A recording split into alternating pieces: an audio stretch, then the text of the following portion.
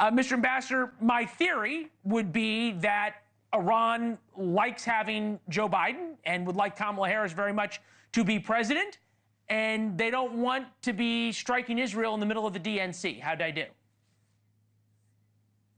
Well, I don't think our domestic politics are that interesting to them. I think Iran has a pretty tough decision to make, which could explain the delay. They were humiliated when Israel assassinated Ismail Haniyeh, one of the key leaders of Hamas. Israel hasn't taken credit for it, but there's nobody in the world who doesn't think they did it.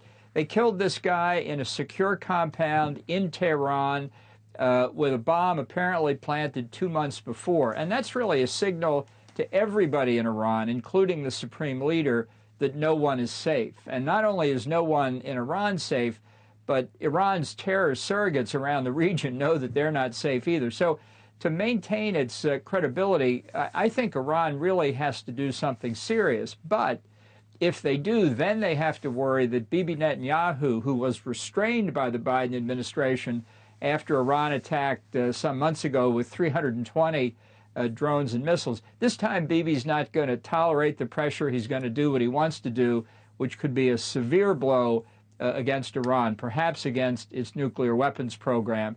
And I think figuring that out, figuring what Hezbollah's role might be in this response, with a government inside Iran that's got some serious internal difficulties, I think you put all that together, and that could mean delay. You say that the domestic policy considerations, domestic politics of the United States isn't that interesting to Iran. How interesting is it to Israel that you've got Benjamin Netanyahu, who clearly has, shall we say, to lightly put it, disagreements with Joe Biden and Kamala Harris, had a breakup of sorts with Donald Trump, and now is in this window before the U.S. election?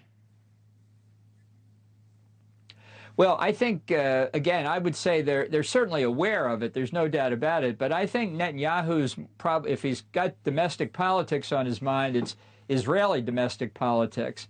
And I think he's got his own challenges in decision making. Hezbollah, by public accounts, has over 120,000 missiles in its arsenal. 120,000. And if you put enough missiles in the air, you can overwhelm any air defense system, including the excellent one that Israel has, augmented by U.S. and perhaps other allies. So Hezbollah is a real threat, and Iran is a real threat. We don't know when missiles start being launched in Iran aimed toward Israel if one of them might not have a nuclear weapon under the nose cone, and neither does Israel. So the stakes are very high here for everyone, but I think Netanyahu, if there's a strike from Iran this time that's at all significant, I don't think anybody in the United States is going to restrain him from a really significant retaliation inside Iran, which is a good thing. And what that means when you put all that together, Israeli thinking and Iranian thinking, is more than anything else, Iran fears Israel and Bibi Netanyahu. They do not fear Joe Biden and the United States. As you say, you're making the point, right, that the United States is almost becoming irrelevant in this calculus in one way or another. And then we go ... the Ukrainians invading Russia for the first time without giving the United States a heads up. Well, I think they think we've lost the bubble on Ukraine, and they're going to try and take advantage of what they clearly saw was a weakness in Russia's defenses. Ukraine did this before. There were periods right after the initial Russian invasion when Russia had taken significant territory along its border in northeast Ukraine. And at one point, the Ukrainians looked at it very carefully and saw that the Russians just weren't prepared. They had diverted troops away, and they launched a surprise attack and essentially cleaned up all the Russian positions in that part of Ukraine. Now they've seen another weakness. They've exploited it.